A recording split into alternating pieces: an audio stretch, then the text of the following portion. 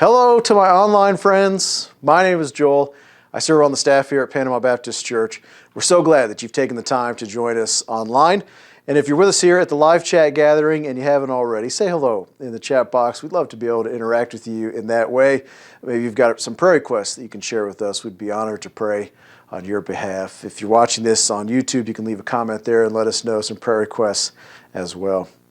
You know, every week, Pastor Andy and I have our staff meeting. It's usually Monday mornings. And every week, we start by listing out wins from the last week, ways that we've seen God at work at Panama Baptist Church. I want to talk about one of those wins for just a minute.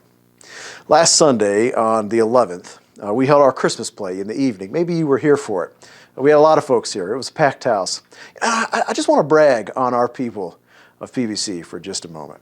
You know, Pastor Andy and I, we were blown away by how many people were involved in that production and how many people were able to use their gifts to see all the different ways that God had gifted the people and how they were able to use those gifts by serving the church and by extension serving God. I mean, we had people whose gift was directing and organizing the play and getting all those volunteers lined up. We had people using their gifts through the food, both providing a lunch during the dress rehearsal and then also some refreshments after the program.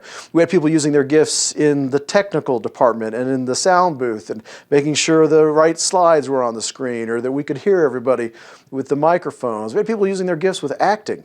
And being a part of the play, people that were using their talents through singing, people that were playing instruments. I mean, then there were those that working behind the scenes in the decorating and the set building. And then we had people just using their gifts of hospitality by inviting people to come. Man, and I could go on and on. So many different gifts were used.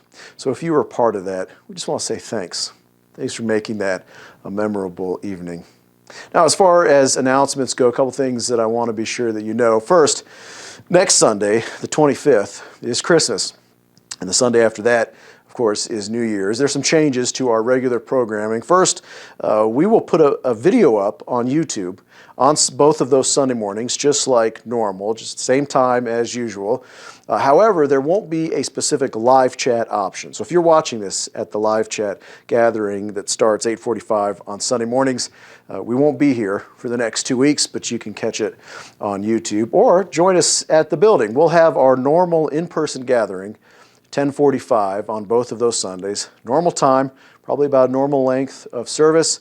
And there will be a nursery, but there won't be any other programming going on. So no kids' church, no AMPed, no Revive, just the 10:45 in person. Nothing for 6 to you at 9:45, just 10:45. So get up early, open up your presents, and then come celebrate Christmas with us here at church. Okay, one other thing that I want to tell you about and I want you to know. Panama Baptist Church has been around a while. Over 200 years. You probably knew that. Yeah, and our building here has been around for a long time as well. As in the case with all buildings, ours needs some maintenance, needs some work. There are some structural issues in the bell tower, and there's some other maintenance needs on the exterior that need to be addressed. So throughout 2022, throughout this last year, the trustees have been working with some professionals to come up with a plan to address these needs. And the trustees have come to realize that there's really 3 different directions that we could go in making our building safe, functional, and attractive. Now, if you are a person who is invested in the life and mission of this church, whether you're a member or not, but you're invested in PBC, we would like for you to be a part of helping us decide which direction to pursue. So, we've scheduled an information session on January 15th. That's a Sunday, a few weeks from now. January 15th, 2023 at 9:45 a.m. before the morning service. During this, we're going to show you some exterior renderings. We're going to explain the 3 different directions that we could go, and then maybe most importantly, we're going to explain how to give your input on which direction we should pursue. We want to hear from you. So if you're one of those people, someone who is invested in the life and mission of Panama Baptist Church, then I would encourage you to save that date, January 15th, 9:45 a.m., plan to attend. Now, I know for some of you watching, we've got several of you down in Florida. For example, hello to our PBC South branch, as we lovingly refer to you as. And we've got others that maybe won't be able to be here on January 15th, but want this information, and we want to hear from you as well. So we are working on a couple of online options. What can we do to make sure we get the information to you, and what can we do to make sure we hear from you as well? So stay tuned. If you're watching this and you know you won't be able to actually be here January 15th, we'll have something for you as well. Okay, if you have questions in the meantime, before January 15th, feel free to reach out to us. Email us, office@panamabaptist.org, and we'll help you with your question. Okay, enough with the announcements. Here is Mara with this week's Advent reading. O come, Emmanuel, and ransom captive Israel, that mourns in lonely exile here, until the Son of God appears. It's a sad song, a song filled with mourning and longing. At least, that's what we think. But listen to the next part. Rejoice, rejoice, Emmanuel shall come to thee, O Israel. Wait, rejoice? Yes, rejoice, because God promised Emmanuel would come. These are words that demonstrate PL, a Hebrew word that carries the idea of looking forward to something with confident expectation.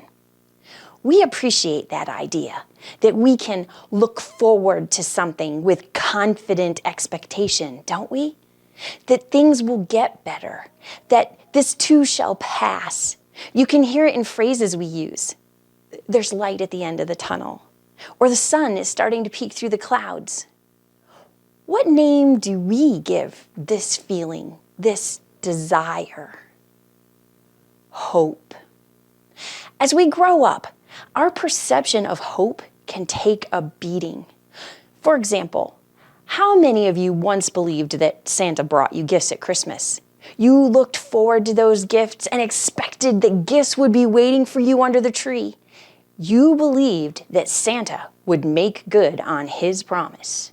In reality, your hope was misplaced because the gifts weren't coming from Santa. And for many of us, that's simply the first instance we can remember of misplacing our hopes on a person. Sometimes, like believing in Santa, that misplaced hope didn't cost us much of anything, but other times, it cost us dearly. For some of us, hope became an illusion, a myth. Is hope a relic from the past? Jesus' followers don't think so.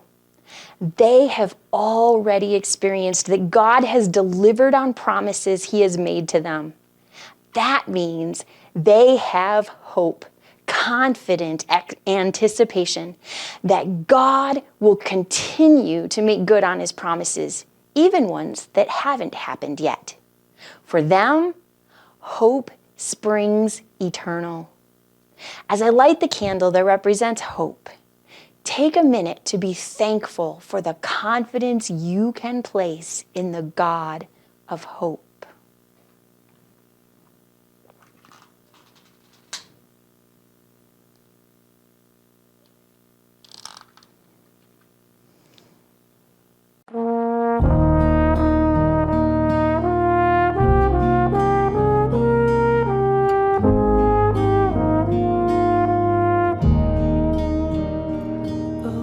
Little town of Bethlehem.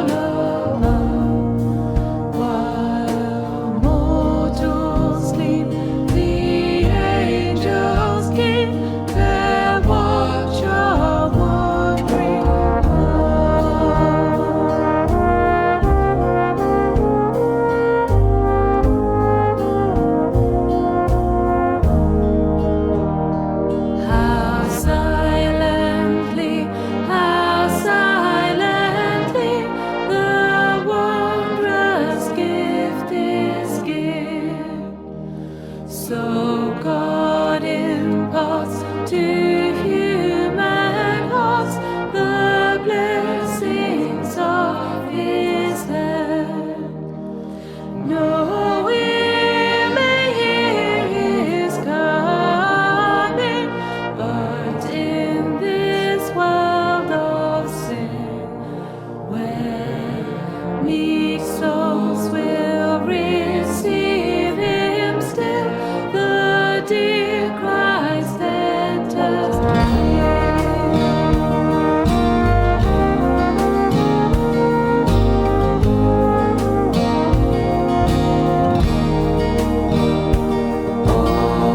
Holy Child of Bethlehem, descend to us, we pray. Cast out of sin and enter in, be born in us today. We hear the Christmas angels, the great glad tidings tell. Oh, come to us, abide with us, our Lord Emmanuel.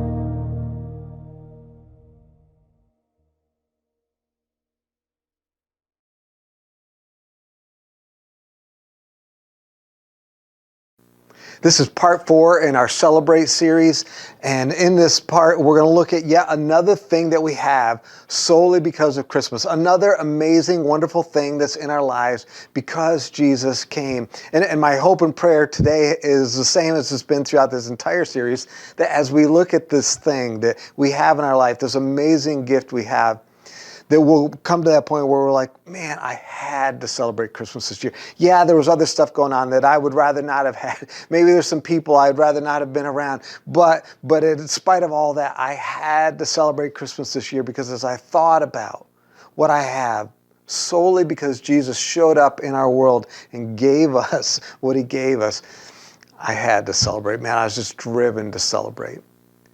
So that's where we're going to head. But where we need to start today is with a rather painful subject, and that is the subject of broken promises.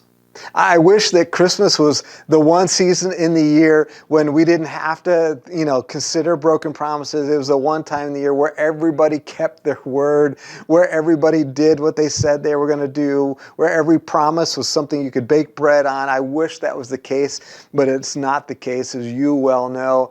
Perhaps for some of us, it's the worst time of the year, it seems, for broken promises.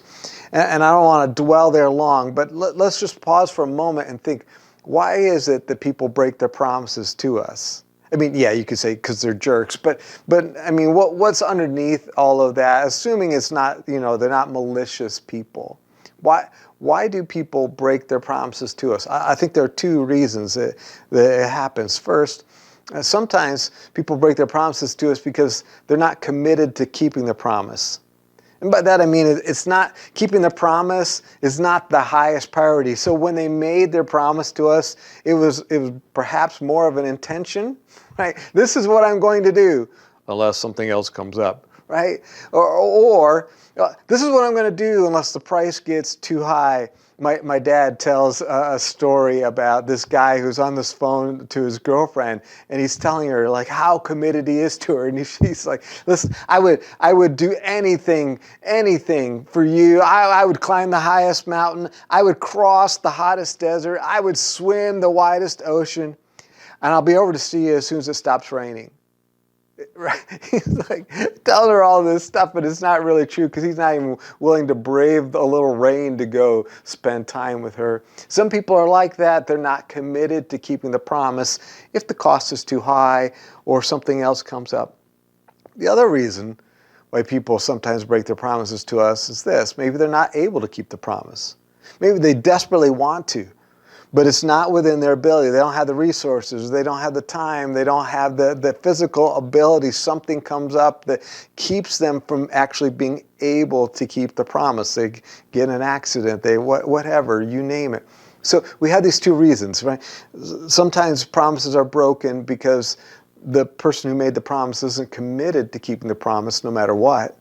Sometimes the promise is broken because they're not able to keep the promise. And we hope, when somebody promises us something, we hope that the promise will be kept.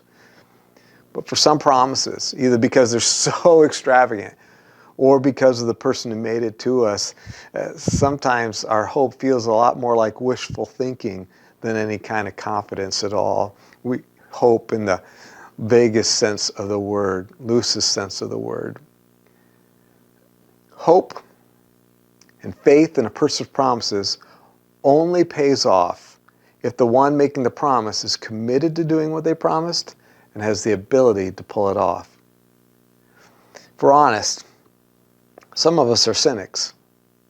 And to those who, you're there, and by the way, one of the ways you can kind of tell you might be a cynic now is if you think you're a realist, but you always expect that it's not going to come true, you're actually a pessimist and you're probably a cynic. For those of us who are cynics, I want to just remind you, you didn't get here because you don't care. I think that's a misunderstanding in our culture. Some people think, but the person who's cynical is a person who doesn't care. And that's true. Maybe they don't care now. But they didn't get there because they never cared. They became cynics because they did care, right? We had faith in people. We did, and we got burned badly, and it hurt deeply. And so now, we don't trust as much as we used to. We used to have faith. We used to trust. We used to have hope. And now we don't. Well, friends, that's the beauty of Christmas. You're like, what? Wait, cynicism, Christmas? How's that going to... Stick with me. Christmas and the rest of Jesus' time on earth give us evidence that God is committed to keeping his promises. I mean, think about it. Jesus showed up. He walked planet Earth as promised. The fact that we have Christmas and the rest of Jesus' life, as we look at that, is evidence that God does keep his promises. And I don't mean to be crass in what I'm about to say next, but I'm saying it because it really is true. Jesus went to hell and back to keep God's promises to us. God had promised us atonement. God had promised us a redemption that we could never get on our own. And Jesus went to hell and back to make that happen. That is proof. That is evidence, right? That God is committed to keeping the promises that he has made to us. But second, Christmas and the rest of Jesus' time on earth prove that God has the ability to pull off what he's promised. I mean, think about it. God in a baby, the infinite and eternal God now has a body and a birthday. That is evidence of extreme power. That you can pull that off. Only God could do that, right? That is evidence that God has the ability to do whatever it is that he would promise to us. But it didn't end there. That's how Christmas starts for us. But it doesn't end there. Throughout the time that Jesus walked this earth, there were miracles galore. Right? Jesus demonstrated that he had power over sickness and the recent sickness that the person got, but he also had power over birth defects. He had power over the weather. He demonstrated he had power over animals, power over the matter itself. He could multiply matter. Remember the feeding of the 5,000. Start with 5 loaves, 2 fish, feed 5,000. Right? He had the ability to tell the future. He had the ability to indicate what people were thinking. He had the ability to tell the location of a coin. That's one of my favorite stories where he tells Peter, go out, go fish. You open the fish's mouth, you'll find a coin in the fish's mouth. It's miracles galore. God has the ability to pull off what he's promised. It doesn't end there. Throughout his time here on earth, we saw that he had power over the spirit world. And then, of course, at the end, Jesus is resurrected from the dead. He has power over death itself. And when you put all that together, you have to stop and you go, okay, what's missing? I mean, what else could there possibly be? that could keep someone from making and being able to keep the promises that they've made. If you've got power over life and power over death and power over the weather and power over thinking and power over the demons and the spirit world and power over sickness and power over everything, and if you can put the eternal in a body, then okay, what else is left? What could possibly thwart him if he wanted to keep a promise? What is beyond his ability? Nothing. So Christmas and what comes after that gives us evidence of God's commitment to keeping his promises, and it gives us proof of God's ability. Therefore, faith in God and hope in his promises makes sense. Faith in some other people and hope in their promises may not make sense. But faith in God and hope in his promises makes sense because he is committed and he has the ability. We could say it this way: Jesus gave us confident hope for Christmas. Yeah, God's Christmas gift to us is confident hope. We have hope that's not just hope like I hope it happens, but hope as in confidence, something that looks more like anticipation because you know it's going to happen. That kind of hope. That's what God gave us for Christmas. I want to take a few minutes to take a closer look at the confident hope that we have in God because of Jesus. We're going to look at a situation that took place, is recorded for us in John chapter 11. Mary, Martha, and Lazarus, three close friends of Jesus, hoped that Jesus would get there in time to heal Lazarus of his terminal illness. Jesus didn't arrive in time, and Lazarus died. And so we pick up the situation there in John 11, verse 17. When Jesus arrived, he found that Lazarus had already been in the tomb 4 days. So he's dead. Dead. Bethany was near Jerusalem, less than 2 miles away, and many of the Jews had come to Martha and Mary to comfort them about their brother. And as soon as Martha heard that Jesus was coming, she went to meet him, but Mary remained seated in the house. And let's look at Martha's conversation with Jesus. This is verse 21. Then Martha said to Jesus, "Lord, if you had been here, my brother wouldn't have died. Yet even now I know that whatever you ask from God, God will give you." "Your brother will rise again," Jesus told her. Martha said, "I know that he will rise again in the resurrection on the last day." We can sum up what Martha was saying to Jesus with this phrase: "I believe that. Jesus, I believe you could have healed him. Jesus, I believe that you have authority in heaven, like when you ask for something in prayer, it happens. Jesus, I believe that my brother will rise again someday. I believe that." Statements of belief. Watch what happens next, verse 25. Jesus said to her, "I am the resurrection and the life. The one who believes in me, even if he dies, will live. And everyone who lives and believes in me will never die. Do you believe this?" "Yes, Lord," she told him. "I believe you are the Messiah, the Son of God, who comes into the world." Jesus said there in verse 26, "Everyone who lives and believes in me." Did you catch the subtle difference? The first half, Martha's conversation was kind of like, "Jesus, I believe that." And what Jesus was bringing her to was, yes, you believe that this will happen and that could happen. But do you believe in me? Do you believe in me? Whoever lives and believes in me will never die. And then she states her conclusion and in verse 27. And it's not about another thing that she believes that. She believes, it's about who she believes in. I believe you are the Messiah, the Son of God who comes into the world. I'm indebted to the Starting Point studies for pointing this out, that there is a big difference between believe that and believe in.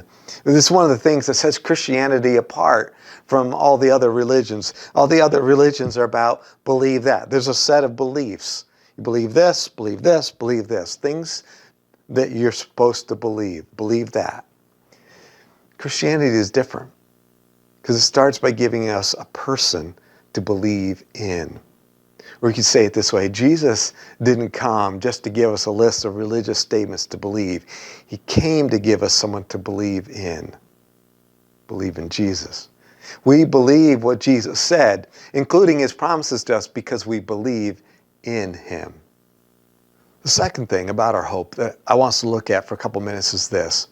Our hope is a living hope. 1 Peter chapter 1, verse 3, Peter writes this to us. Blessed be the God and Father of our Lord Jesus Christ.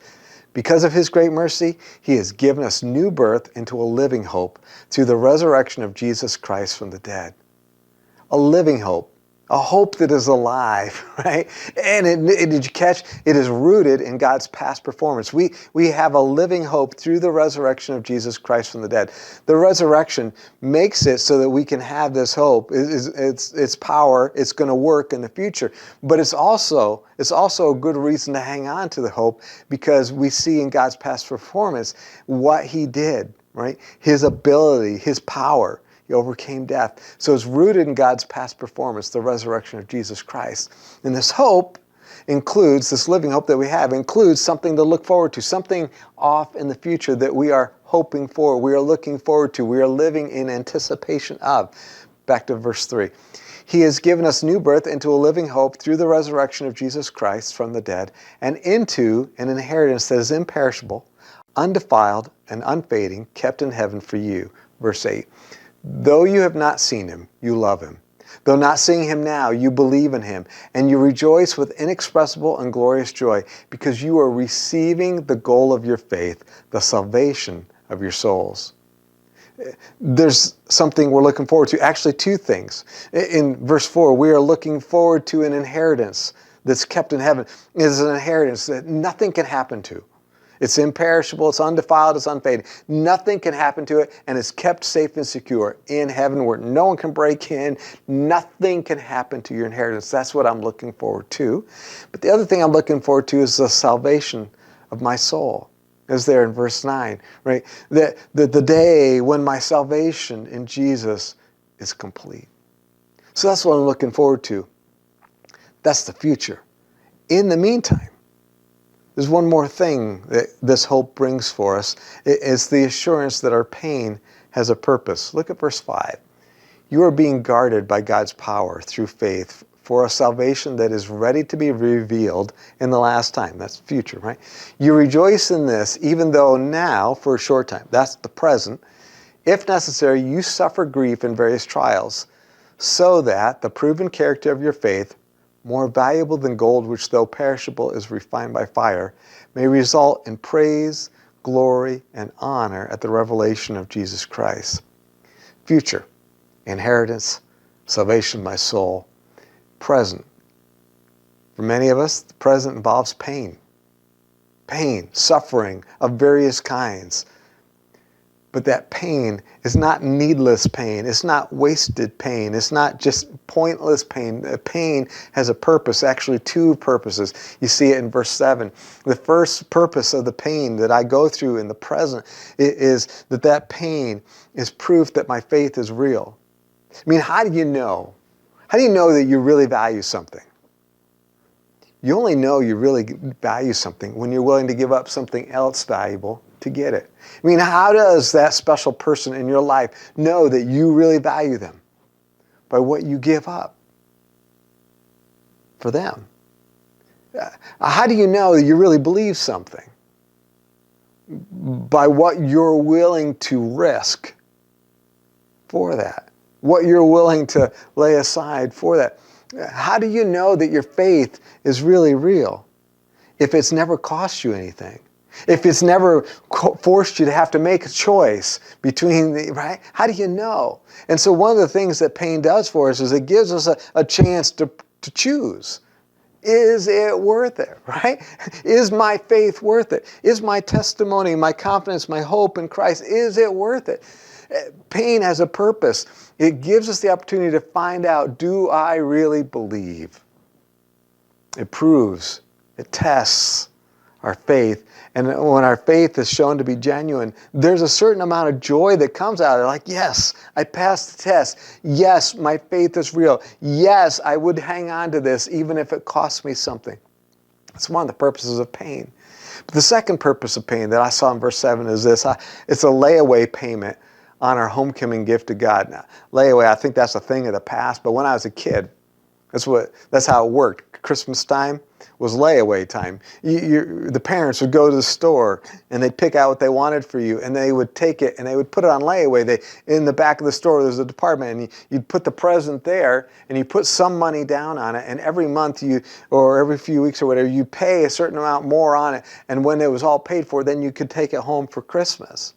You put it away to keep it safe, and you paid on it, and then you got it.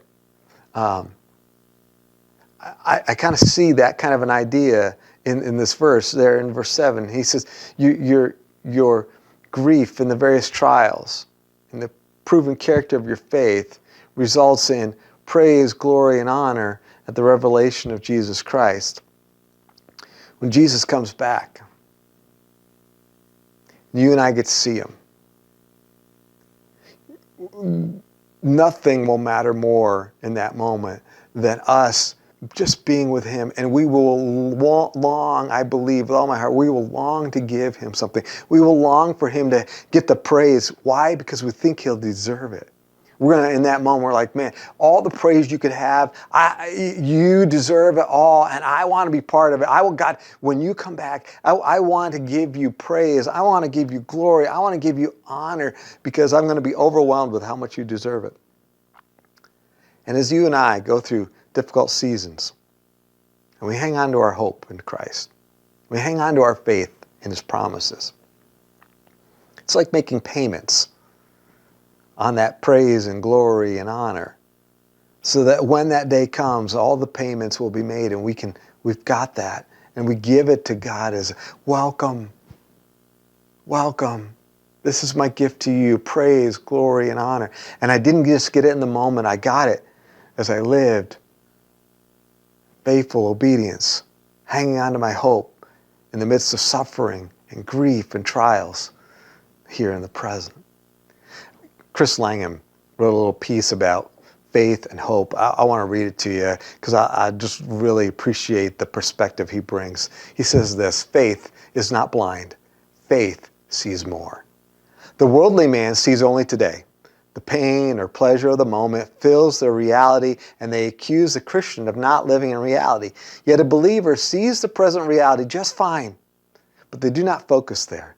In faith, they look forward. They look further ahead and trust in what God has promised. Regret looks back. Frustration looks around, but faith looks forward. Faith fixes our gaze on God's promises and moves us ahead in anticipation, in hope. Isn't that awesome? Faith is not blind. Faith sees more. Faith sees the present suffering very, very clearly. It does not minimize it, but it sees more. It knows that there's more than just hardship, more than pain, more than persecution, more than tribulation, more than temptation. It knows there's more. It knows there's a purpose for the pain. It knows that there's something to look forward to, our inheritance, our salvation. And so it looks forward, it looks ahead in anticipation and in hope. Friends, Jesus gave us confident hope for Christmas. Let's wrap this up. How do you know that someone will keep their promise? You don't. You don't know for sure. You can't. It's impossible, because that promise is made in the present, but it's about the future. You don't know for sure. You can't know. But if they demonstrated their commitment in the past, then you have every reason to be cautiously optimistic about what they promised for the future. And if they demonstrated their ability to keep their promises in the past, then you have real reason for hope. You have a version of hope that's more anticipation than wishful thinking. Because Jesus came, we have someone to believe in. Because Jesus came, we live with anticipation, not wishful thinking. All friends, as that reality sinks in and we think about it, and all the implications of it sink in as we meditate on it, we have reason to celebrate this Christmas. I pray that you will be driven, like me, to say, man, I had to celebrate this year. Thank you, Pastor Andy. You know, at the beginning of this, I mentioned that we talk about wins. And another win I mentioned last week in our staff meeting was this sermon series. I'm really enjoying this kind of fresh look at Christmas and reasons why we have to celebrate. I hope you've been encouraged by it as well. This series, kind of, as Pastor Andy said, was taken from these verses, and these are our benediction verses for the week. Luke chapter 15, verses 31 and 32. Son, he said to him, you are always with me, and everything I have is yours. But we had to celebrate and rejoice, because this brother of yours was dead and is alive again. He was lost and is found. Fix your eyes on Jesus this week. 1 week left before Christmas. Focus on these reasons why we have to celebrate, why we get to celebrate Christmas. I'm praying for you, praying that God will prompt you through the Holy Spirit to do the good works that He has set out for you to do, that we would be sensitive to this leading and ready and willing. Thanks for being with us this week. If we can be of any assistance, please let us know. Until next week, Panama Baptist Church, you are deployed.